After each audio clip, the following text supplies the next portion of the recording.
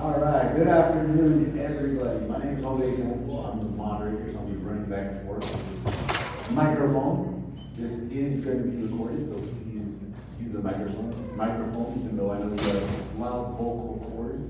Please, we want to capture all the questions, so that way anybody that's looking at the recording can hear the question and also get a good answer. So, I'm going to introduce Doug Roach. Doug Roach is a U.S. Army combat veteran who transitioned.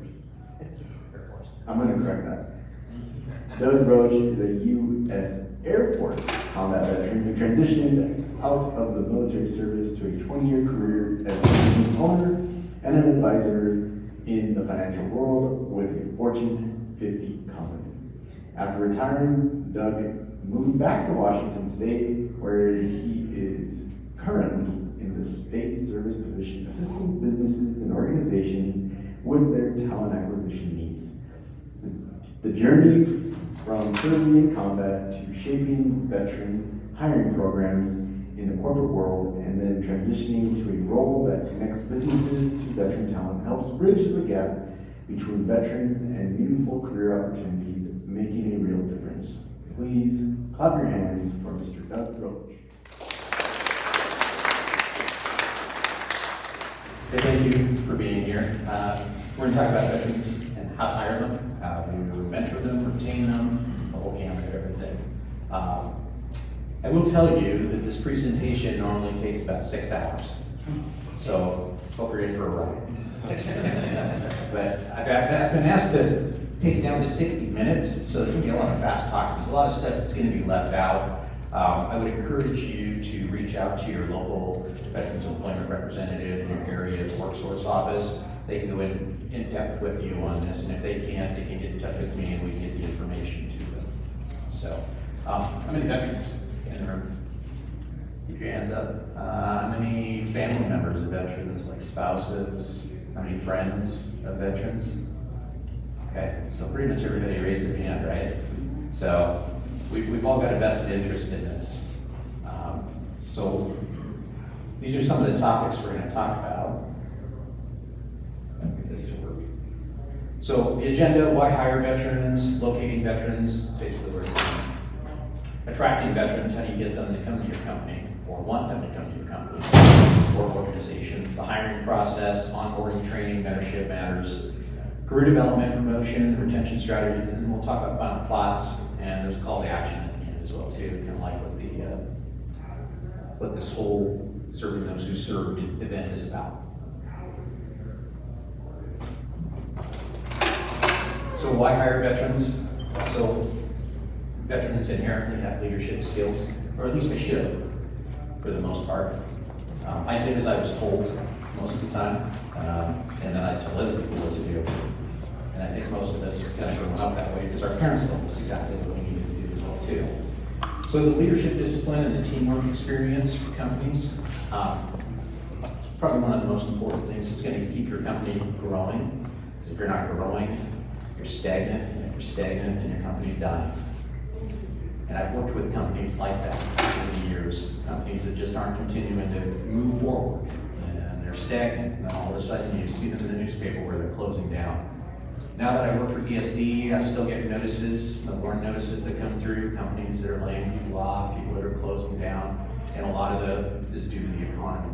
But if they had started earlier, like say Sears with Amazon, then maybe Sears would still be around. Veterans have diverse skill sets, technical, logistical roles. There's not just one job in the military.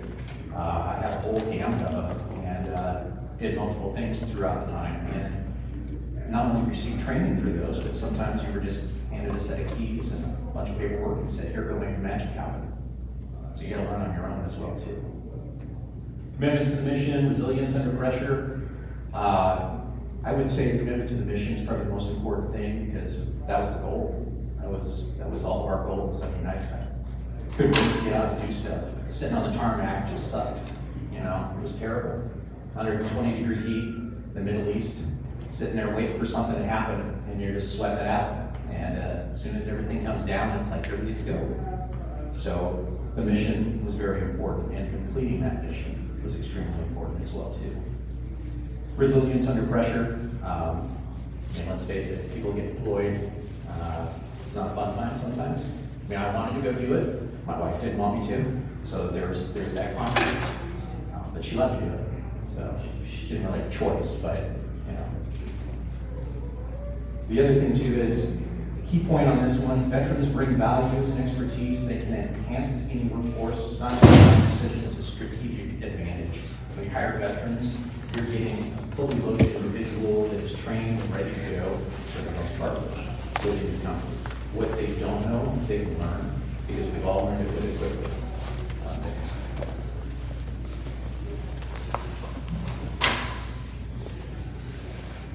Locating veterans. This is an interesting one. I get asked this all the time. Where is it? Where are all the veterans at? I can't find them.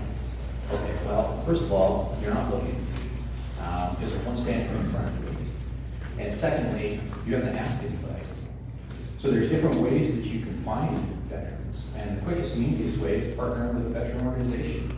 There's tons of them out there. Tons of organizations, groups, different things. You can talk with people about that. You can Google it online as well too. It's going to give you a ton of information out there for organizations that are veteran-centric and can help you as well too. And if not, you can always come to the workforce office and we'll chat with you. And the LVER, the local Veterans Employment Representative, will help you to go out and find some of these folks as well too. Great resources. You can leverage the military transition program, STWS, and TAP. TAP I'll talk about first. It's Transition Assistance Program. It's run through the installations. There's also an online version as well too. So people that are overseas that can't make it to an installation, like I had the attache or Julia that needed to do TAP, you do it electronically online. It doesn't have to physically be somewhere. So that way, coming back to the States, ready to go. The TAP program is fantastic. When I got out of a small installation, so there really wasn't a TAP program. It was like, here's your new ID card, here's the paperwork, there's the front gate, have a great day. And that was it. And it really wasn't like an in-depth process. Now, like a JBLM and Fairchild Air Force Base, which I'm at, we have a TAP program that runs for an entire week, 40 hours. Clay Stenglin, the DBOT, that's in the area, he actually does a presentation out there. I think it's on Mondays. The presentation's on Mondays, then your event is on Friday. And then my day's on Friday. So Monday, he talks to them about everything the WorkSource can help them with. And then on Friday is my day. We actually have a job fair for everyone that's in the class. And anybody that's on the installation or has access to the installation that can come out and talk with the employers. So JBLM has a similar process as well too. But it's great because as an employer, you get to come out and you get to meet with these people one-on-one. You tell them about your company, your organization, what you have to offer, and you get a captive audience because they have to be there. It's not a voluntary thing unless they're retiring, then they may or may not show up. The SkillBridge program, great program. I don't know if anybody ever heard of it? SkillBridge? Okay. So SkillBridge, there's a website for it. I didn't let do anything else with it in the presentation. But right now the application process is closed down. It'll pick up again here in the fall. But what it is it's a program that is for an employer and for a veteran. The veteran within the last 180 days prior to separation or retirement can go to work for a company. And that company doesn't have to pay anything. It's a free program. It's the Department of Defense that runs that. That person, the veteran, is still paid like they're active duty. Still in the military, so they receive all their pay, all their benefits, nothing goes away for them.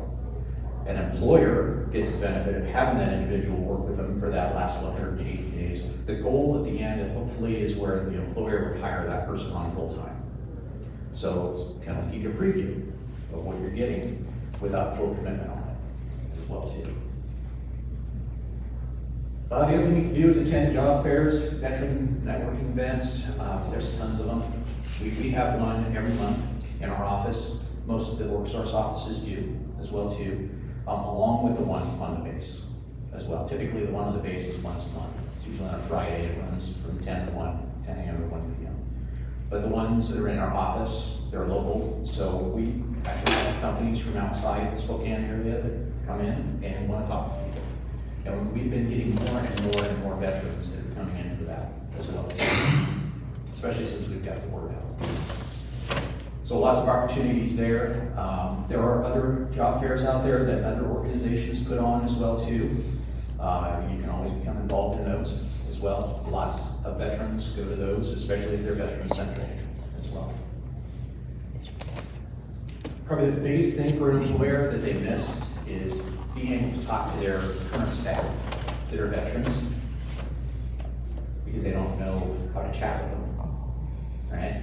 So they go and you can talk with them and say, hey, look, we're looking for other veterans. You know anybody that's interested in a job? Well, yeah, I've got friends. I know a lot of veterans. I'm sure everybody here does as well too, because everybody raised their hand initially, or at least most people did, except for one person in the room. So that, the military spouses, same thing. And you can ask your people too. Now, a lot of people have a military affiliation. Like when my kid was working, and you know, he's retired now. I'm not, I'm still working. But when he was working, people would say, hey, does your dad know anybody that does this or did this or was in this field or this career? Well, yeah, he did that. So, okay. So then they go and they find me and we get the information and figure out who we can contact to help them. So, key point on here is where you look matters, staffing channels that are designed to support veterans transitions. There's none of them out there. And if you can't get a hold of one of us, Google is your friend. That's why a lot of those people. Or as Seth says, it's go forward. So attracting veterans, it's great that you go out and find veterans and that you want to hire veterans, but what are you really doing to attract them? So a lot of companies that I've talked with, they don't know where to start with this. So it's ground zero. And we got to go in and develop a program or a plan for them. So I typically start off with asking them, well, what's your goal? What's your plan? What do you really want to hire veterans for? Are you just hiring veterans for a tax break? That's cool if you are, you know. But if you want to hire veterans and you want to be able to keep them, and you want to be able to grow your business, and you want to be able to help the veteran community, talk to me about that. Because that's going to come into play on how you develop this program and what you say to veterans. Why you should come to work for us. So you got to highlight your company's veteran-friendly culture.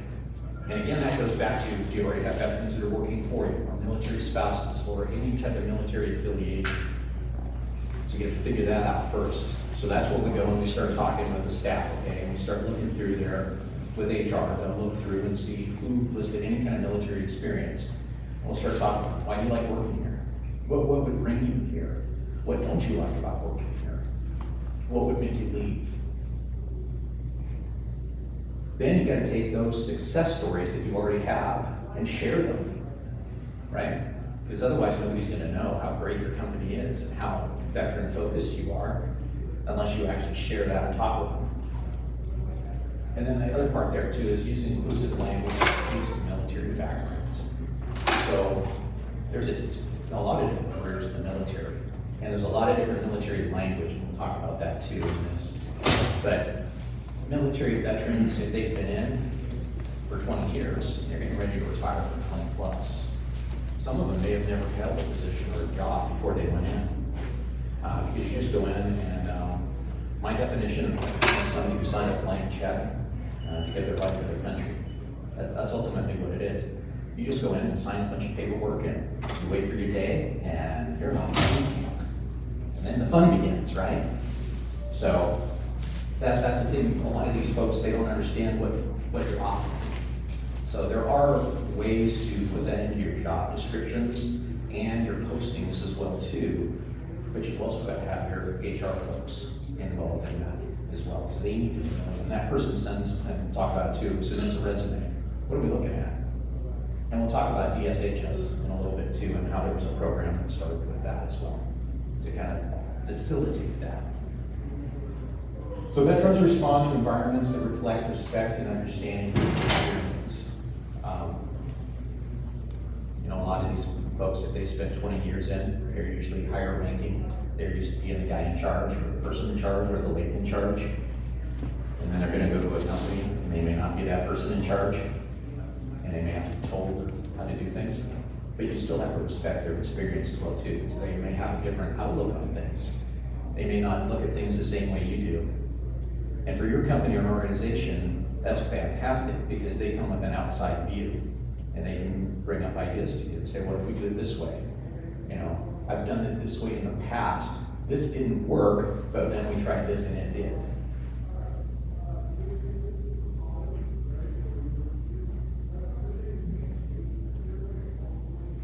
So the hiring process, this is where we get into, now that we've found them, we've got them to apply to us, now we can hire them.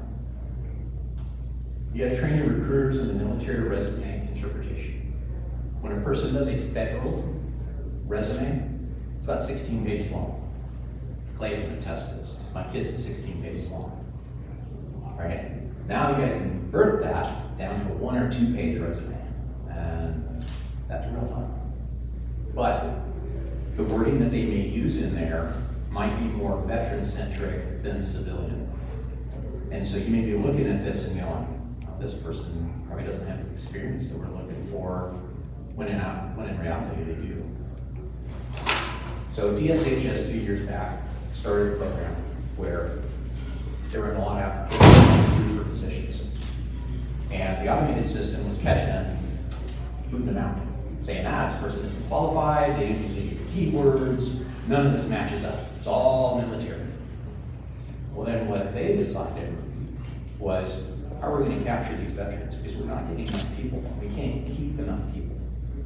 So there was a team that was started to where they went through, and if there was any kind of military language and they got kicked out from the system because of that, one of the recruiters would physically go in and look at the resume and translate that to, this is what DSHS and the state needs, this is what this person has, and this is how it all correlates. And I would probably say it went up significantly, which is an understatement, for people that were then qualified for those positions. And the resumes started to continue to flow through, and they continued to work on that so that they could hire people. Still have hiring problems, still a lack of folks out there that are willing to do those jobs or are applying for those positions, but at least they're not losing those applications for people who were qualified. One person I worked with in Spokane was coming from California, had already worked at a DSHS, well, the Social and Health Service office in California, whatever their acronym for it is down there. System kicked him out. Said, you're not qualified, but I've been doing this job for 5 years. The exact same job that you have posted. And if he wouldn't have called, and somebody wouldn't have caught that, then he would have never been hired. So now he's running one of the offices in Spokane for DSHS. So you have to set goals with the veteran hiring in mind as well too. How many veterans do you want to hire? How many positions do you have? What kind of positions do you have? What's the salary range for those positions, right? Because now in the state of Washington, you got a job posting, you actually have to list on there what the range is. And if you don't, you might get a nice phone call from me, because there's funds involved with that.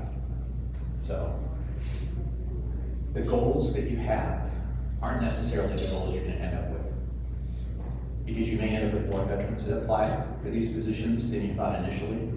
You may have to turn some away because you don't have enough positions that are open. But if you keep those resumes in a file, if something opens up at a later time, then you can go back and call those folks. Hey, look, I know you applied to us 6 months ago. We didn't have a position available for you, but now we do.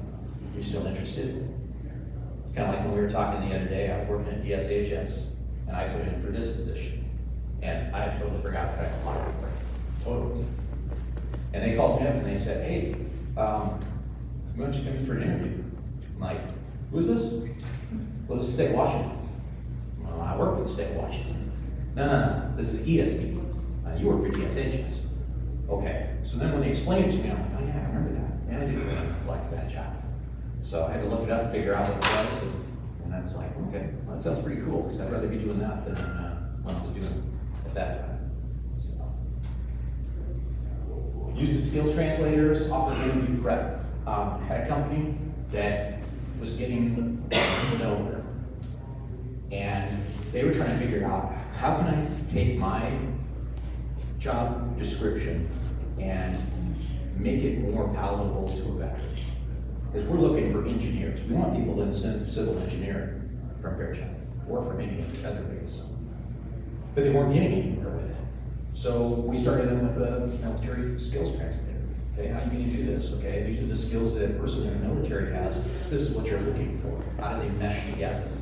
So then that helped them build their job description and their job posting, so that it made it easier for someone who's a veteran to understand, oh, I've got that, I've got that, I've got that, and I've got that. And that's fantastic. The next part was the interview prep. So this company was having people come in, those veterans were still talking in military speak. You got hiring manager, you got usually 2 or 3 people that are there from the office, HR, maybe a leadership person. And they ask them a question and these people would give an answer and it'd be like Greek to them, right? Or Latin. And I hated Latin. So that still brings nightmares.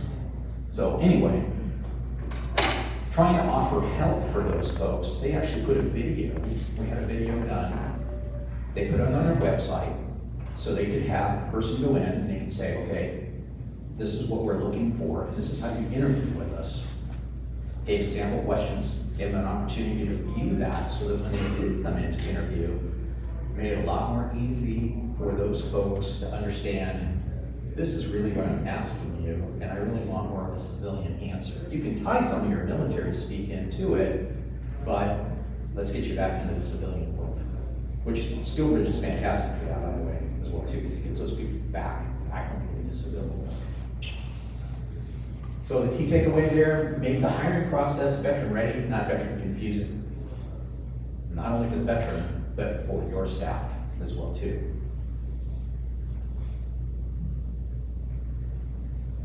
Okay, now we got hired, they're ready to go, they got their start date, hope they don't ghost us, and now we're gonna get them on board. So we're gonna bridge the military skills to civilian job expectations, right? First day on the job, you go in, fresh, brand new, person gives you, hey, this is what we're gonna be doing, this is what the job is, this is what we've got going. Make sure that you try to bridge that piece. Again, it's using those translators to what you expect for that person to do for you. Because there's nothing worse than going into a job and not having any understanding of what you're supposed to be doing.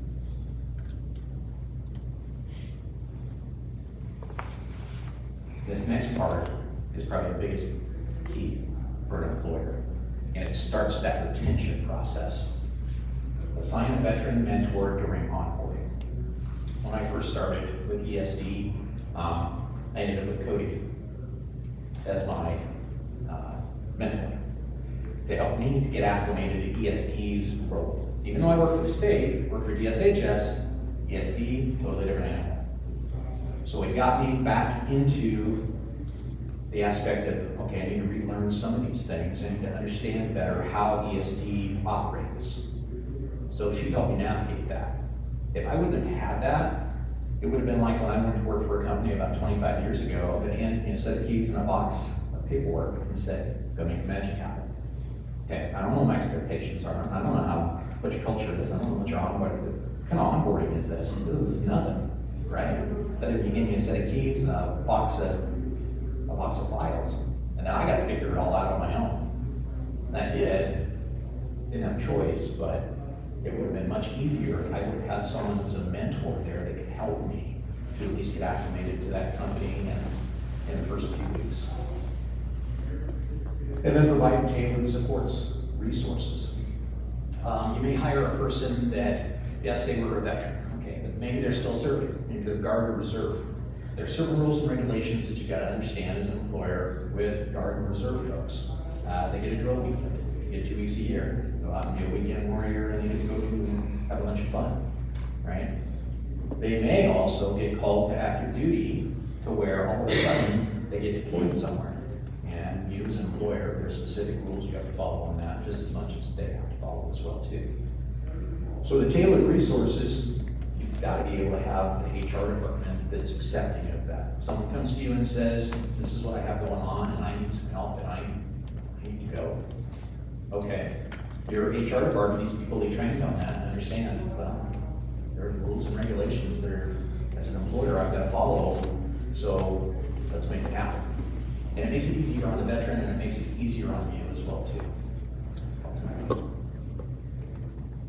First 90 days are critical. You're gonna make that smooth transition, and you gotta make it supported. Again, having a mentor there, much, much easier, right? Because that other company that threw me the keys in a box, I lasted about 2 years there. Successful, but I found another company that I liked a little bit better. Moved on to that. It was a loss for that other company because I was doing the same thing with their same customers. So that synergy from me leaving that company and moving to the new one was lost to our previous company.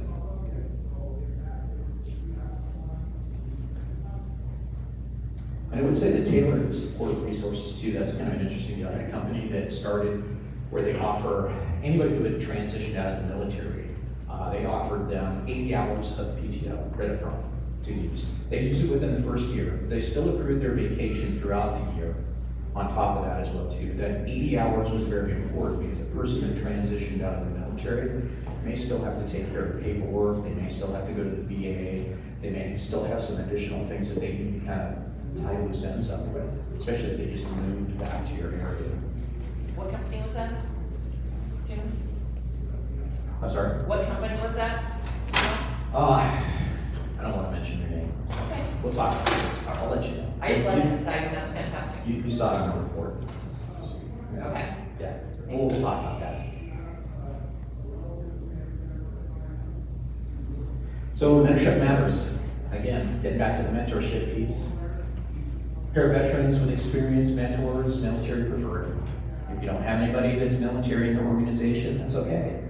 Then that means you've hired your first veteran, which is fantastic, right? Now you're on the way, which makes me happy. Means I'm gonna help you a little bit more than somebody else who doesn't want to hire veterans. So the Veterans Employee Resource Group, we'll talk about that in a little bit. There's a couple other slides, but the state of Washington actually has a VER. I was at another company and we started a VER, and it was a large corporation that was military centered, catered to the military community. You see their commercials on TV all the time. And USAA had less than 3% of all of their employees that were veterans when I first started there. That was it. And I worked out of the Phoenix office when we opened it down there, and did not have a VER at the time. They tried something in San Antonio, and I was called VetNet, and it just kind of went away because there really wasn't any leadership for it. Now, we had a new general, retired general, Joe Locos, who was the CEO of the company. So we went to him and said, hey, we gotta figure out this issue. We're having a hard time hiring people in the first place, but why aren't we hiring veterans? We're a veteran-centric corporation. We cater to the military community, it's even in our mission, right? And yet here we are, we have less than 3% at the time, 20,000 people that were military veterans. And they had spouses, and everybody was counted. So then we created VetNet again.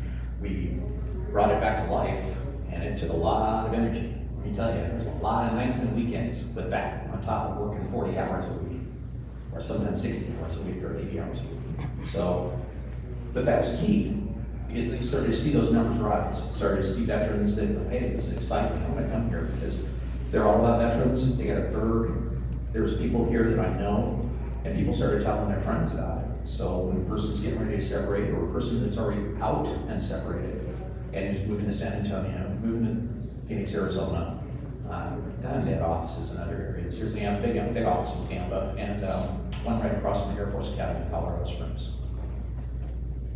So lots of key, right? And, you know, veterans, you know, we're looking, we gotta get hired, get them onboarded. But that was the problem, they were staying, and they were dying because of it. Now they're up to 35,000 employees. And I think they're sitting at right around 10 to 12% right now, they're veterans.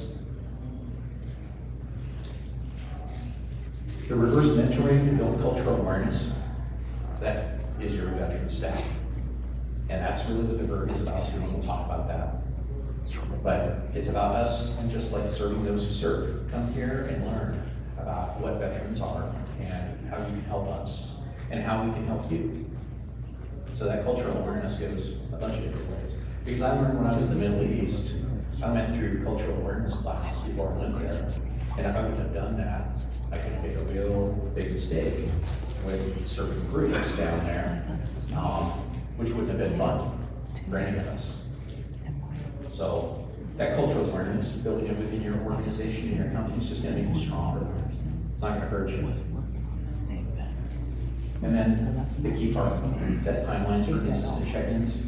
That company that I went to, they handed me the keys in the box, and they never checked in. 8:14. And nobody cared. And I was like, I could have not called them every day, you know? And it wouldn't have mattered. It wouldn't have known. But that wasn't me, that's not who it was. Would have been cool, you know, but, you know, it would have been a story I could tell, you know? But those timelines are key. And the way I always started it with anybody that I hired was, I want to check in with you at the end of the first day. How'd things go? What didn't go well? What could we do better? You know, what did you see that you liked and didn't like? And then I took notes on it. Okay, we'll start working on it. The next day, I have a meeting with the team and say, these are the things that I got last night. We need to work on this. Or this is going great, fantastic. At the end of the first week, I'm going to talk to them again. At the end of 2 weeks, at the end of a month, at the end of 60 days, and at the end of 90 days. And I want to see where they're at, right? Because nobody likes to get ignored, nobody, you know, they're going to make a decision. Because you got to think about this too. That person's been applying for jobs that whole time. Nobody just gets out and goes for one job. You know, my kid got picked out of college. I mean, he got lucky. You know, it came to him. But me, when I got out, I was like, okay, I got to apply to all these places. Well, applying to all those places, if I go to a job, and that one company's probably lucky to have me for 2 years, because if somebody would have called in that first 90 days and said, hey, we got a job for you, I'd probably jump ship and went over there. And that's the last thing you want to do, because your retention is shot. David Wall. Now, on average, to hire a financial advisor, it's about $100,000 for the first year between just for training and hiring. Doesn't even include their salary, because of everything you've got to do, between all the licensing, between all the paperwork, the filings. You got to have a license in every state with a lot of that stuff too, along with your series licenses. So trying to hire people continually, that increases your cost factor. And the state of Washington found that out too. Remember DSHS? They're trying to figure out how we can cut some of these costs, because we've got turnover, right? And we can't get anybody hired. So it goes both ways though. That company could decide, you know, after 60 days you're not working out, and sayonara. Okay? But if you set those timelines and those check-ins, you build that rapport with that person knows that they can go and they can talk to you, then it's only gonna make that relationship stronger in the organization. Mentorship builds trust, helps veterans navigate not just the job, the culture. That's key as well too. So culture is what your company's about. It's who you are. So we're gonna jump away for a second. We're gonna talk about Washington State for the Employee Security Department. So this is the vision. Every company and organization should have a vision. You know, I don't think anybody that is an entrepreneur, if you start a business or a company or a patent, you've got to have that vision. What do you want to do? What do you want to accomplish? If you don't have that, come see me, because we'll have a chat. Next, the mission. Every company should have a mission as well too. You should be able to tell people, this is what we're going to do, and you need to stick to it as well. So just like USAA has a mission, right? Become a provider of services to the military community. That's their key. That's their mission. The only way they're going to accomplish that is with staff. And if your staff doesn't know what your mission is, then we'll start over. Because they're the ones that are going to make everything happen. Right? Me as a leader, I can only tell people. I can't make everything work. That makes sense? Sam's on his head, so fun. BERT membership. So when we were at USAA, we started the .NET, people were like, we only want veterans in there. I'm like, no. That's the key to it, right? You gotta have everyone, you gotta buy-in from everyone. You gotta have buy-in from leadership, because if you don't have the buy-in from leadership right off the bat, this thing isn't going anywhere. Because I gotta be able to have the time, I gotta be able to have the resources to be able to do this, right? So BERT membership, highlighted, primary military service is not a requirement of membership, not. And that's important, because I wanted everybody to be able to come into that .NET program, and I wanted them to be able to see, this is what we're building, this is who we are. Not only that, but this is who we serve, right? You got your own staff there, that this is who we serve. So ultimately, it was good, because everybody got to bring up questions or things that they had thought about. And it was just, I don't know, made things much easier, more cohesive between coworkers as well too. Some people were questioning why people needed so much time off from work. Well, just got out in my first year, and then I got VA appointments. And if you ever had to deal with the VA, can't cancel your appointment, or otherwise you're waiting another 6 months, right? And in some areas, you may not even get another appointment at all. You may end up getting farmed out to somebody, maybe, unless you know somebody. So that is the employment security department's work as well too. And these are the overall goals. Because again, you have goals, and ultimately, if you don't have those, then you're not going anywhere.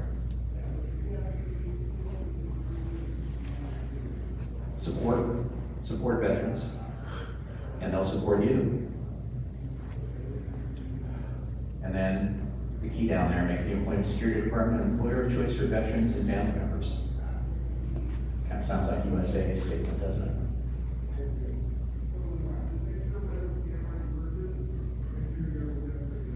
And get back in career path and promotion. So in the military, doesn't matter if you come in enlisted or if you come in officer, you know where you're going, because it goes up, the numbers, go down. So show clear advancement opportunities. That's key in any organization. If I have nowhere to go, it's a dead-end job. And if you've ever had a dead-end job, you're looking for something else. It's almost like companies that want to pay people minimum wage. That's great that you want to start a person out at minimum wage. What are you going to do for them in 30, 60, 90 days? Are you going to increase it? Is it not? Guess what? If they don't like your job, there's another minimum wage job waiting for them out there somewhere. You're never going to make less unless they go to Idaho. So that career advancement, very, very, very important. If you don't have that, please work with one of us in your local office. We can help you develop that demand as well too. Offer leadership development programs. So we were just talking before we came in here about the SOF, Special Operations Forces, the people that are in teams. And when you think about Navy SEALs, think about Special Forces. These guys go through additional training, leadership programs, right? A lot of them have spent 20 years doing that. There is a wealth and breadth of information in there that you've got to pick their brain to get that out. If you don't, they're just going to sit there and probably do their job, or they're going to go somewhere else, and they're going to take that experience elsewhere. And what I always used to tell people is, I can either work for you or I can work for your competitor. Which is better? You can either take my advice, take my information, pick my brain, we can see what works and what doesn't work, or I'm going to go down the street and somebody else is going to get that. And usually that would wake people up and they'd say, well, I think we'd rather just retain you. Because to try and go out and find somebody else is going to cost us more money. So those leadership development programs can be anything. They can be simple. They can start out easy, start out all the way at the top. But moving people forward should be the goal of your organization to grow. The promote internal veteran success stories. A company that they had a web page and there wasn't any way to really see what they were doing. They had veterans, they hired veterans. Well, that's great and fine. So let's put something on your main page that says veterans click here. Just abandon it, right? And when you go and you click on that, and it takes you to the next page, and it has all this information about this is the things that we do for veterans. And on there, you can do recordings. of your veterans that work for you. Why do I like working here? Well, let me tell you, this is what I like, this military spouse, why do I like working here? Well, this is what I do. I'd like to see the state of Washington have something similar to that. Because if I know that, hey, there's other veterans working there, and I can watch a video of somebody, and they're telling me, and I'd be sitting there nodding my head going, yeah, now this person knows exactly what I went through, and they're working there, I can do that job. And I want to work there, right?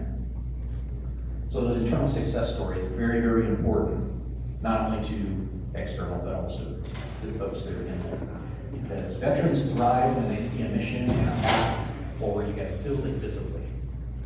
And that's what we're here for. We're resources. Come to us. We can help you build this program. We can help you build whatever you want, whatever your ultimate goal is. We can help you get there. And the best part is, I don't cost you anything, right? You don't have to pay my financial advisors to. Unless you start asking me questions about investing. Then it's fine. So these are the retention strategies Mike talked about earlier. Some people that are guards, some people that are reserves, that are going to get called back, or they're going to have to do their weekends, or they're going to have to do their drill 1 week in a month, 2 weeks a year. That is not true. Sometimes it is, but in times of war, there's other times that you're gone. So again, if somebody gets deployed, so you have to respect the person. And there's other life transitions as well too. Things happen. People have babies, right? So just like any of that, people's kids go to school, people's spouses pass away, people's family members pass away. So you've got to be able to respect them as well. Some of those folks that may come work at your company or organization may not necessarily be from your local area as well. And they may have to go back and deal with something, like if their parents pass away, they have to deal with probate and the house and all the property. And for personal experience, it's not fun because I've done it twice. So it takes a little bit of time to be able to do that. The mental health support, inclusive resources, and employee assistance program. If you don't have one, you need to get one. Not only for the veterans, but also for the rest of your staff as well too. Because it's things that they can use. Typically, it's very low cost. Depends on what services you need. You can also build your own internal employee assistance program as well too. So very important on that. Celebrate the service within your company culture. Got a company in Spokane. Every Wednesday it's barbecue after work. Every Wednesday. Beer and barbecue. I wish I worked there. But I'll tell you, they have veterans, people from the base, whenever they're out at that tap meet the employer event, there's a crowd of people around there, because he emphasizes that during that. They work on C-130s, AC-130s, specific aircraft, they work on the nose cones for their little eating coils in there, so that, the props don't freeze up, propellers in the front of the aircraft, on the wings. So, but a pretty cool deal, right? There's other things you can do too. Celebrate the service within your company. There's always Veterans Day. There's always other days too. July 25th is National Hire Vet Day. Most people don't know that, but we do. At least we should. So that's an important thing as well too. Because if you don't celebrate, not only veterans, but your entire staff, if you don't do that, you must out. So the retention is about building loyalty and respect, and it goes both ways. It's the same thing. Loyalty and respect, people stay with you, you've got to show loyalty to them as well too. So that's why I've been with USA for so long. Okay. And I've been with the state for going on 8 years now. But according to the state, I was hired back in September 1st of 1990. Because when I was in the Air Force, we did certain rescue step up here. And somehow, some way, some counties put money into a PERS 2 account for me. Never knew about it until I started working with the state, moved back to Washington, and found out about that. So that's a cool deal too. So we're pretty much right on time. Final thoughts, call to action. So I want you all to know that hiring a veteran or military spouse, it's not charity, it's a smart strategy. You're getting a ton of experience and knowledge that nobody else is gonna get. Because remember, either you can hire them, a company down the street can hire them. That's extremely important. I was one of the people who were the best and the brightest. I never wanted to see them go. I didn't ever want to see them leave. I was happy that they found something else. I encouraged them, you know, hey, if you want to do this, go live your dream, right? Integrate veterans into leadership and culture. Once you do that, to get the buy-in for a lot of these programs, it's a lot easier when you have veterans at the top. And that was the thing at USAA, since we had a general in there, and he was Army, he was airborne, he was ready to go, right? And anything we asked him for, made happen. Let's do it, right? If you don't have that, just like any organization, if you don't have somebody at the top that has buy-in to your programs and what you want to do, it's never going to go anywhere. It's going to be futile to even many times ask for it or do it. And then that can lead you down the wrong path. Your company can be the next great opportunity that they're looking for. And I tell companies this all the time. When I first started, we had very few companies that were signed up for SkillBridge in the Spokane. And I push that stuff all the time to every company. It takes a little bit of time to apply for it. But once you're in, those veterans, they're wanting to move to that area, they specifically seek you out. You don't have to go out and seek them out. How much better is that for you? That's no cost to you at all. You get somebody for 6 months that comes and works for you. You get to preview. So you're the next great opportunity. Don't let that slip by you. And then you need to make it more than a plan. You need to make this a priority in hiring veterans. There's a lot of benefits that come around with it, aside from the tax credits. I mean, that's, you know, everybody pushes work opportunity tax credit, work opportunity. It's fine. But the problem is that that only goes so far. Because you're going to try and hold on to this person for 20 years. You know, work opportunity tax credit is a one-time deal. So.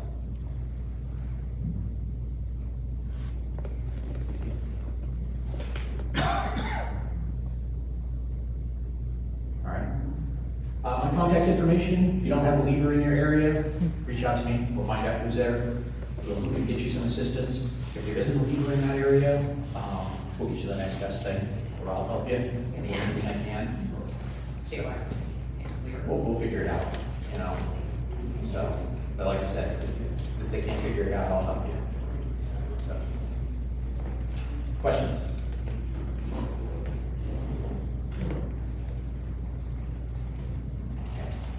Good job.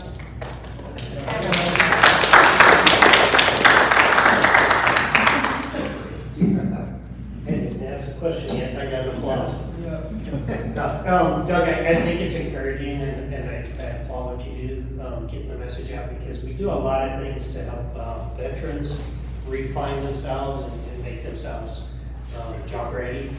But it takes both ends, it takes the employer side of that too. So how do we, and you and the other leaders do an amazing job, but you're only a handful of people. How do we get this message out broadly to employers? How do we get this in their hands? Word of mouth is number one. I really believe that the state of Washington, this Spokane Workforce Council has done a great job building a website for us that specifically has a veterans page on there. So companies can go there, they can click on this, and if you're looking to hire veterans, and it's got my contact information, and it's got the business services team. Problem is with funding issues that we've had, the business services team in Spokane has been cut from 11 to 3. So, and I'm in there, pretty much doing it, because 2 of the other people are working the front desk right now to help out. So it's between me and one other person. So it's difficult for me to be able to catch everybody at the same time. So I think we need to work on something where, yes, it's a referral, I'll get to you, it's gonna take a little bit of time. Please be patient. I know you're looking for people today that are not a staffing agency, but let's move forward with some things, I need you some basic information. And it's gonna be up to these companies, I think, too, to start building a plan kind of on their own. So these talent hires, I was talking earlier, each one of those presentation points, I spend, not a couple of them together, but I spend about an hour doing a talent talk. It's virtual, so companies can call in, and then I give the spiel, but it goes much more in depth than what we did today on attracting, how to locate, how to hire, the onboarding process. This was just kind of a down and dirty, quick and fast, get the information out.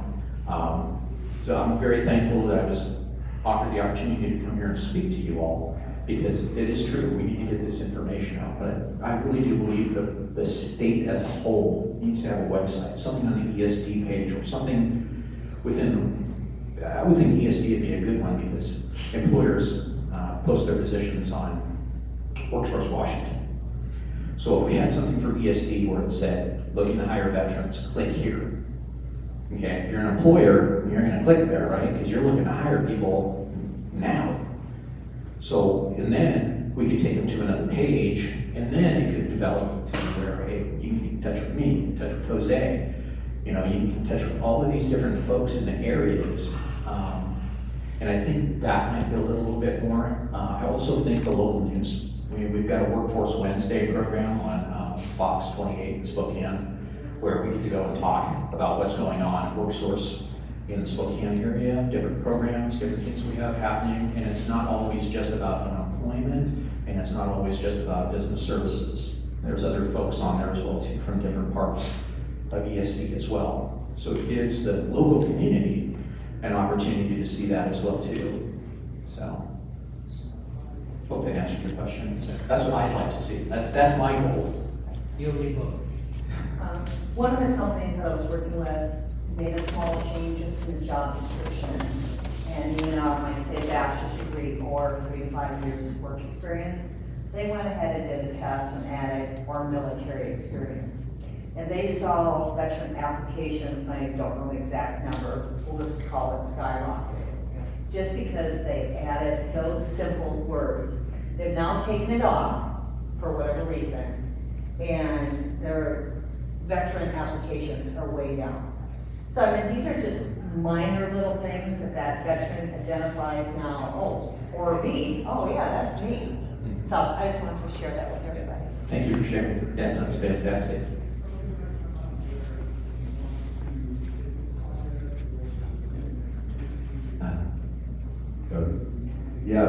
My name is Juan Sims. I work here at WorkSource here at Acton. I've been here for going on 20 years, and I've enjoyed doing that, but Did I meet you when I was down here? When I was working there? Okay. Yeah, I've been really enjoyed working for this agency. This is 4 years, pretty close, and that's not common in the foreign areas of Vietnam veteran too. But one of the things that I watch a lot is a lot of news, like News Nation and things of that sort. I hear the cries of the people in this nation as far as the financial. All I hear now and then for many years is a lack of funding in this country. One of the things that I don't think that the DCs of the world, they see the clear picture of what we have to have in order for something to really work, as far as putting people back to work.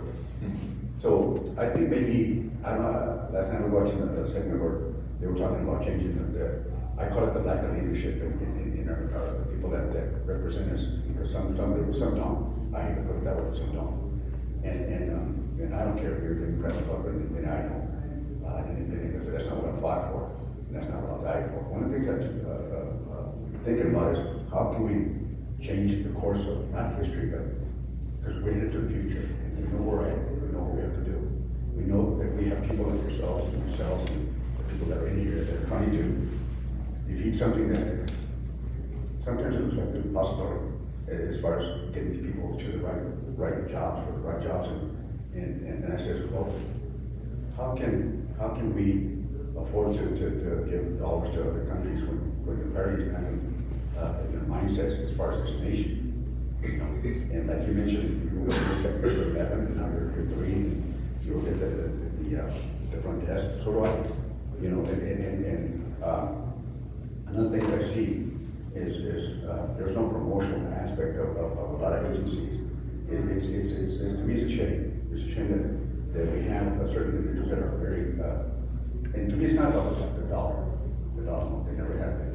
That's why I've been with the agency for as long as I have, because I enjoy it.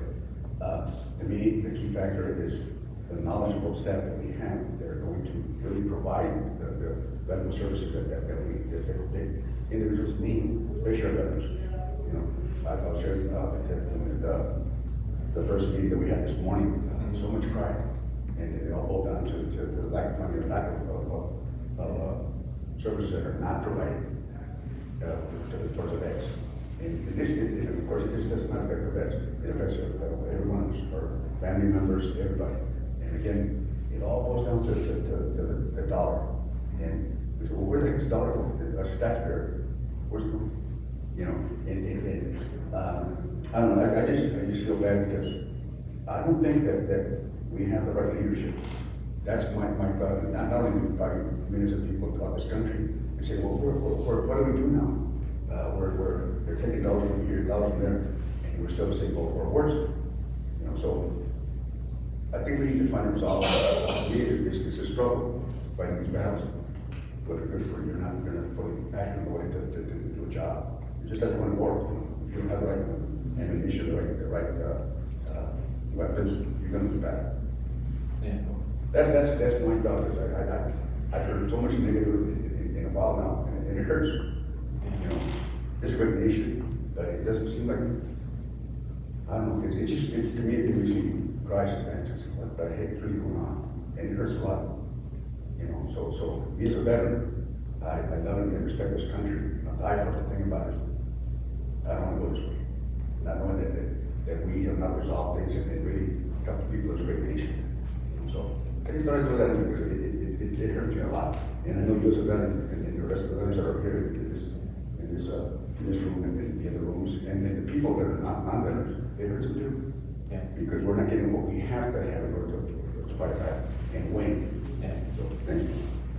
Thank you for sharing. And it is true, you know, the almighty dollar, and everybody talks about that, but you gotta look at different regions too, right? So Spokane, tons of businesses. You get up into Colville, very few businesses. Or if you get over to where the Spokanes and the Kalispell tribe are at, there's no jobs. There's very few. So you've got higher unemployment, you've got lower income. And so I went back and spent some time with some family up on the Blackfoot Reservation about a month ago. And their unemployment rate is skyrocketed. And they've got a lot of other problems there too, with drugs, some other stuff going on. So while I was there, they were talking with me about, well, what can we do within Kalispell, the city of Kalispell, the city of Whitefish, and some of the other places to kind of reinvigorate business. So I gave them a few ideas, kind of some of the things we talked about here.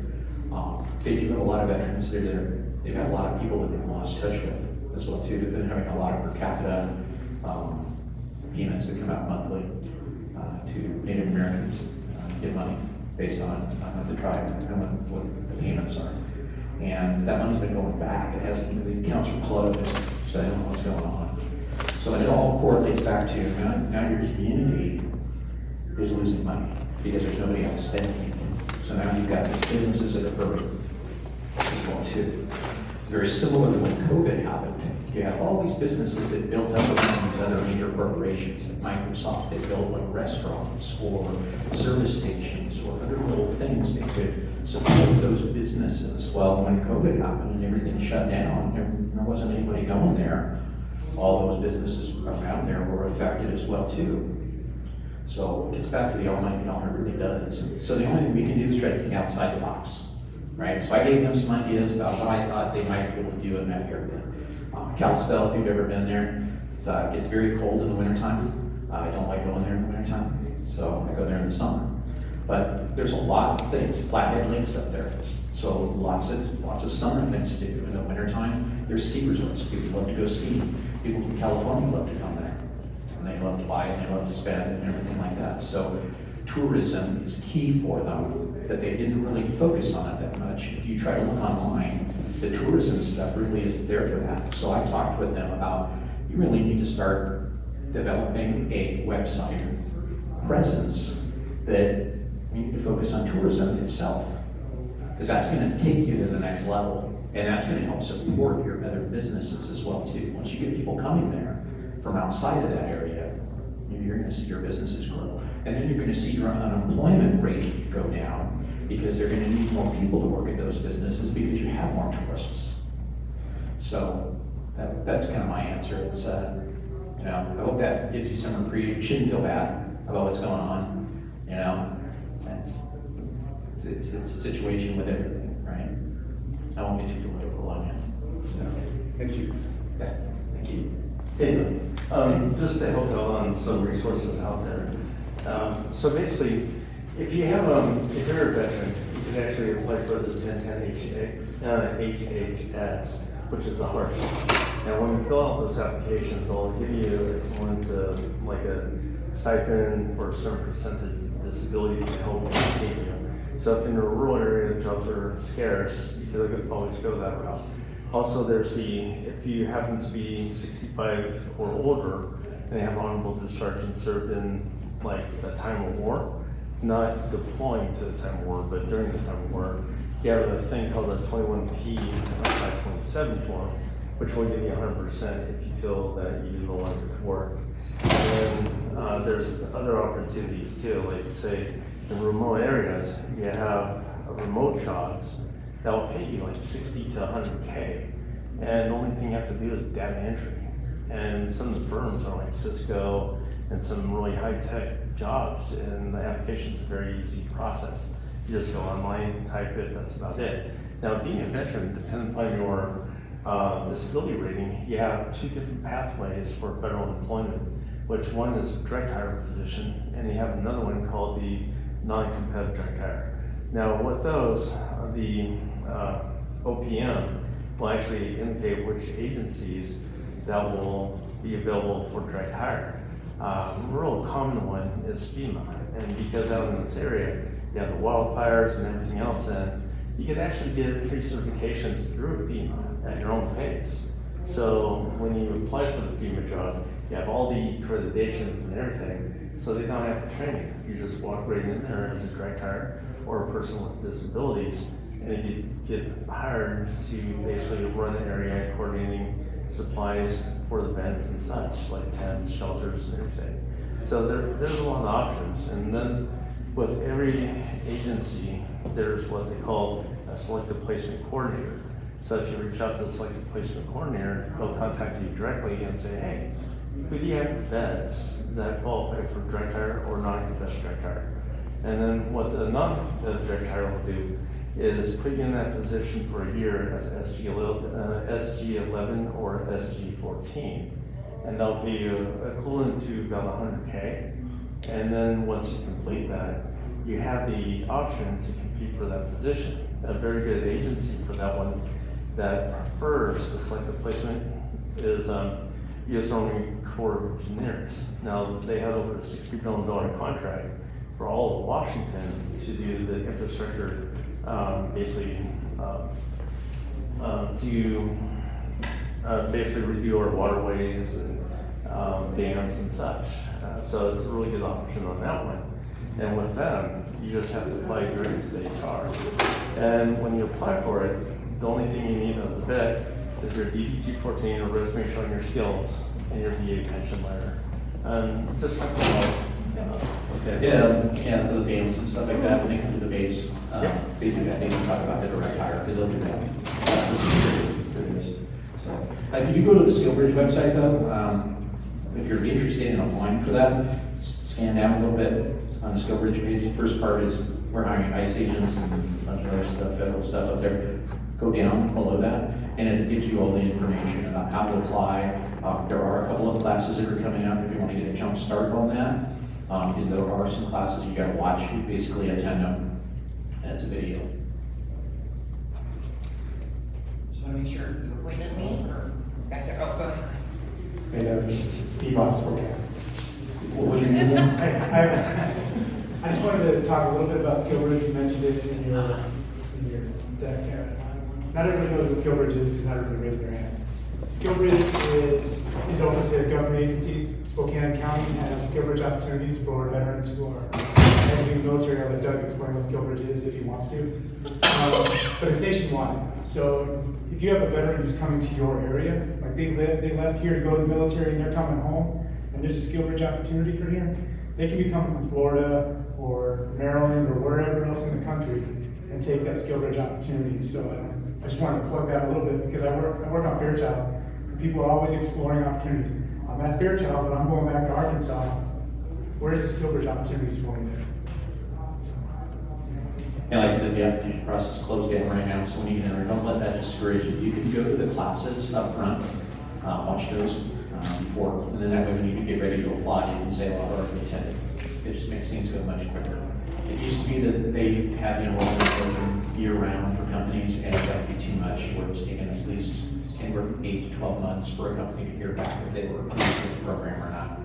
So this makes it easier because they do it quarterly. So the spring's closed, fall will open here, I believe next month. Fall 26. It'll be the fall of 25, so in the next. SkillBridge is gonna open up. SkillBridge is supposed to open, yeah. Because when you go in there right now, it says spring of 25 is closed. So, and then fall should open up here soon. It's in November. It's the first 2 weeks in November. First 2 weeks in November, there's your answer. So, I was off of mine. Great presentation. Thank you. So for the military community is kind of fickle. So, how do you work with the employers that want to be like big, about veteran hiring, and this is what we do, without it seeming contrived? And we're all veterans, and we've seen it where there are organizations that are like, we super support veterans. And USAA. And it, well, no, certainly, I don't count USAA out. They're They're But, fantastic, you know. where it's, when you are a veteran, you can look at it and you're saying, it seems like they're trying to profit off of being supportive of the military. In November, it happens a lot. We see a lot more of it. How do you advise employers to strike that right balance? We are really here, honestly, we're not here to try to make money off of the fact that we're hiring veterans or just make it like, to promote it that way, but we're really here to serve. How do you work with the employers to? So what I think I'm hearing you say is, Easy, how do we make it seem like they're not big-headed, and that they're, that they want to help veterans, not take advantage of them? Yeah. So when I go and talk to employers, that's the first key that I ask them. Why do you hire them? And often I hear, it's a great job for veterans. Yeah. And it ends up, it's hard work, crappy hours, and sucky pay. Yeah. So why is it, so I have to have this conversation, and say, well, explain to me why this is good for veterans. Yeah. And I think that gets back to the whole, why do you want to hire a veteran? Tell me. Because then we're gonna have a conversation around that as well too. Okay, well, I can hear what you're saying, but this is the real reason I'm here. If you want to go that route, I'm probably not going to be the person for you, right? So you may have to go look elsewhere. If you want my help, this is what we are going to need to do. And that's when I start directing them to, this is what we need to build for your organization. A lot of them just want the tax credit, right? That's all you want, the tax credit. Okay, well, that's great and fine. But what are you going to do for the veteran ultimately? Because that tax credit's only good for 1 year, right? What's going to happen after that? Because your CPA isn't going to be happy. And then your turnover rate is going to be high, so the leadership isn't going to be happy. And so now you're spending more money than you're bringing in, and now you're going to go, and I'm going to get a warning notice from you. So let me help you then stop that. Let me help you help yourself, basically. And I think it gets back to that, building that relationship with that organization and building a program for them. Not just going in and telling them, hey, I can find you veterans. We'll get you some veterans. I'll send them over to you. Because it's the same thing. Clay will send me somebody, Cody will send me somebody and say, well, they applied for this company. And it's a company I've never heard of or never worked with before. Okay, first of all, where did the veteran find this? Okay, did they find it on Craigslist or where? Because I want to know. Secondly, why do they want to go there? I mean, if they're moving to that area, that's one thing, and that's great. But what does this company have to offer them? And if all they're thinking is money short that's a shortfall. Because I've worked for companies just for money, right? That company that I worked for 2 years for, man, they paid stupid money, let me tell you know. But they were also not the best company to work with. Taught me a lot, I learned a lot, you know, put a lot of miles on the car, but building that program with them, it would have helped retain me, because that synergy that they lost when I left, when I went back to the customers that I had already been working with anyway, with the new company, and said, you need to come over here, they lost them all. So now that company's trying to figure out how we're gonna build our business back up in that area where Doug just stole everybody from us. So that's kind of what that program, and it's not just a one and done either. I mean, I work with these companies all through the year and the next year and the next year to keep them going on it, because things change, just like this. You said they had them on there, now they don't, but their applications have gone down, okay? Why did you remove it? Did you have too many? Do you not have enough positions? Are you looking specifically for certain people or groups now? Certain education level? What was the reason? I want to know. I want to know. You know, right? Did you ask them? It was a change in personnel. Change personnel. Leadership not really supporting previous results. See, that's where you get the leadership. You got to have leadership to support all of these programs. Because if you don't, it's just going to go backwards on you. Any other questions? I got one. What's one common misconception employers have about hiring veterans, and how does the guide help address them? All veterans have PTSD. I hear that all the time. I was at a university, gave a presentation recently, that was one of the things that we did. All veterans have PTSD. Well, yeah. Okay, so that's a stereotype, right? Less than 1/3 of all positions in the military are combat positions. So that means you've got people that are working in the office, you've got people in IT, you've got people in other positions. And then I explained to them that I probably had PTSD as a kid, because I went through grade school, right? So, and junior high, and in high school. So I probably ended up having PTSD long before I ever went in the military. But it's that stereotype that kind of draws people away from that. And you gotta really explain to them that that's not true, okay, first off. Secondly, I was pretty messed up when I came out of the military, but I had a strong wife and got support, and look where I am now, right? So, not everybody has PTSD, and people that do can be treated for it and function every day, or at least every day for me, most every day, sometimes. But I think that's probably one of the most used misconceptions that I hear. Did that answer your question? Yes, thank you.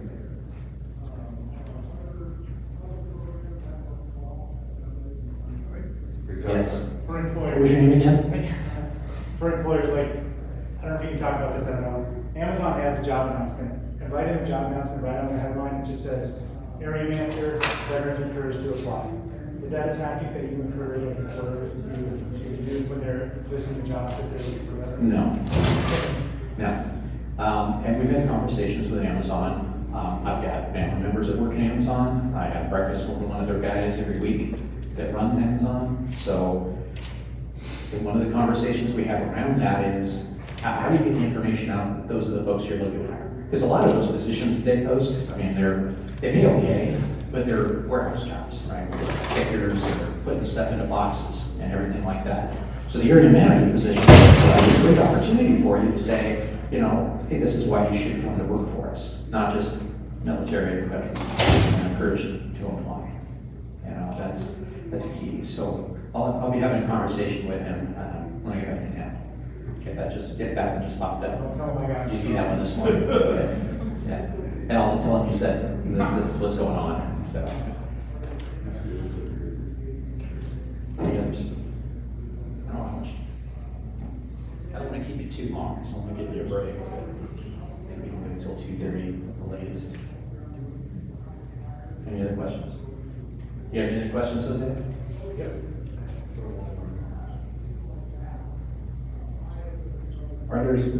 Are there specific industries or roles where veterans tend to thrive based on their military experience?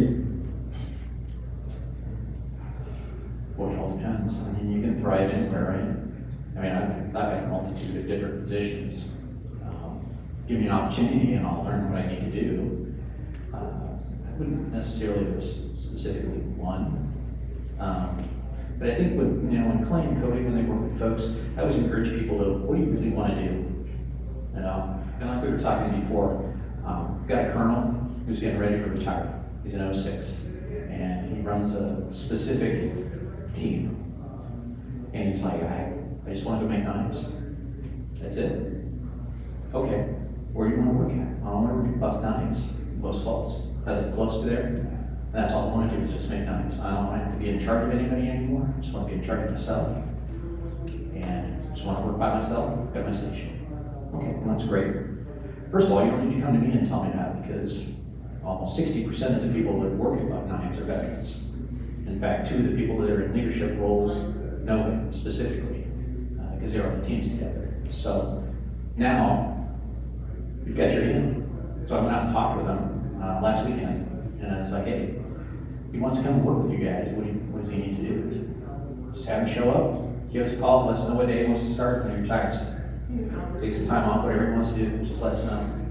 He's got a job, it's guaranteed. Right? So for him, that's what he wants to do. I don't know how long he's going to do it. He might get out there and go, man, I don't know about this. I want to be in charge of people. I like sitting in my office somewhere telling people what to do. But then again, he may love it, and this is what he's going to do for his next career. So I don't think there's any one specific industry.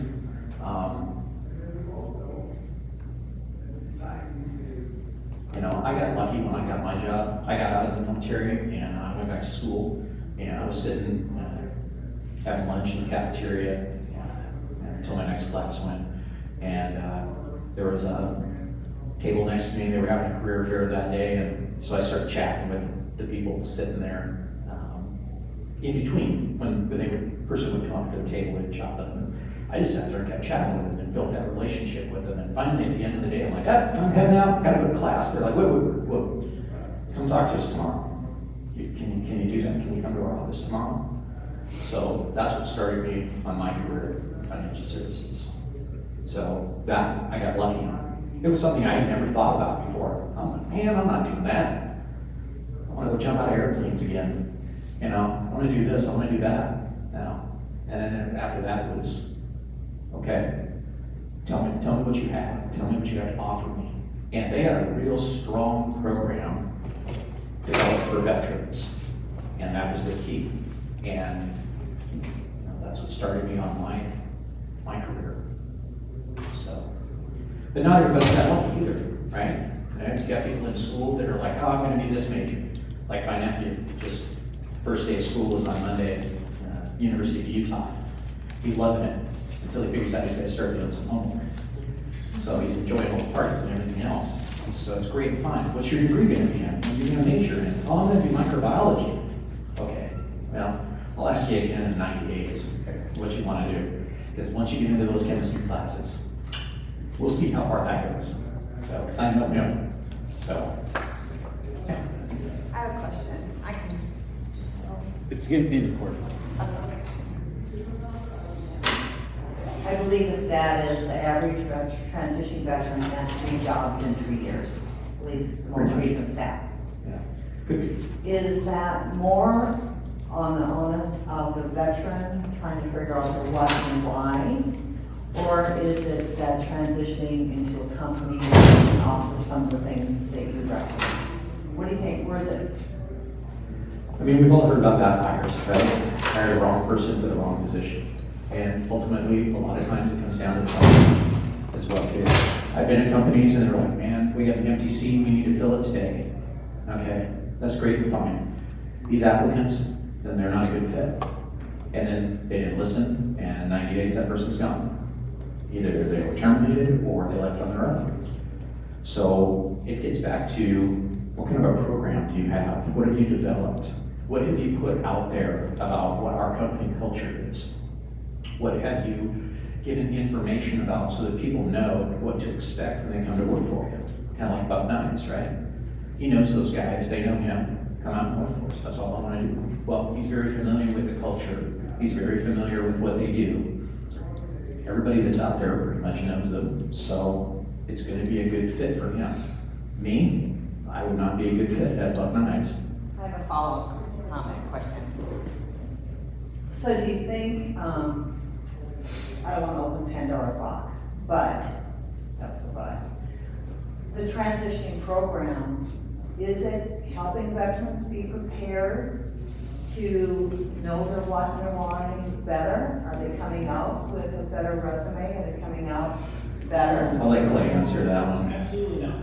So, Clay would be a good one for I that. have to be a transition. sorry. Because I do. I did the tab brief, I did a fair job. And so, what you mentioned about multiple jobs the first few years, be more prepared about like transitioning out. They don't talk too much about it in TAP, but DOL offers a 3-day comprehensive assessment and exploration of careers that is free for service members to attend. And they dive deep into labor market information, salaries, job descriptions, education requirements. They get really into the weeds on that. Yeah, I'm a facilitator. I'm just asking the general Okay. public here. I mean, Yeah, I mean, it's, in my heart of hearts, there's still a cloud. it gets back to the, it gets back to the company in a way. You know, when you start looking at why are you leaving? First of all, you should be having an exit interview well before the person tells you that they're leaving, right? And that's, why would you want to leave us? What do we do to keep you? What do we do to retain you? When I was at USA, that was the key. You know, what do you like? What don't you like? There's actually a website out there that developed, did a dissertation on it a while back, and it actually allows leaders to get immediate feedback daily, hourly, depends on what they set it for. But this little app can be on a person's phone, and they can put in like, my lunch hour got cut short because of this, or I really like this because of this. And it gives immediate feedback to leadership as well too, about what's happening in their organization. So that's pretty cool, because then you can get a temperature of everything that's going on in all these different departments, right? You start silencing people. So when you start getting that feedback, then what you use it for is all dependent upon the company itself. But if I was the leader of that company and somebody started saying my lunch got cut short, and it's been 5 days in a row, I'd be wondering what's going on with staffing. You know, why are we having people getting their lunches shorted? And why don't we try some different shift things? When I was at USAA, we tried a deal where they had an online app to where you were supposed to work from 8 to 4.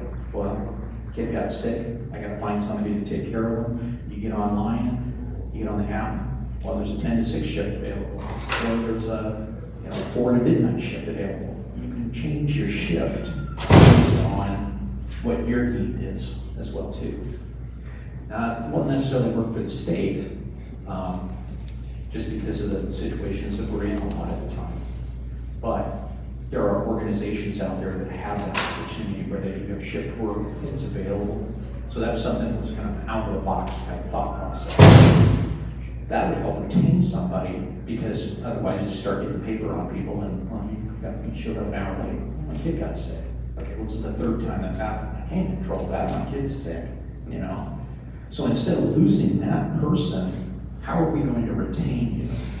That should be the thought process of companies now. Not, how are we going to continually go out and find new staff? Are you growing or are you dying?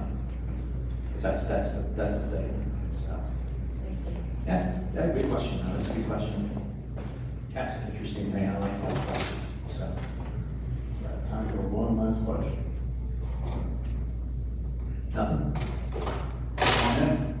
I know you're just chomping the bit over there. No, I'm good. Okay.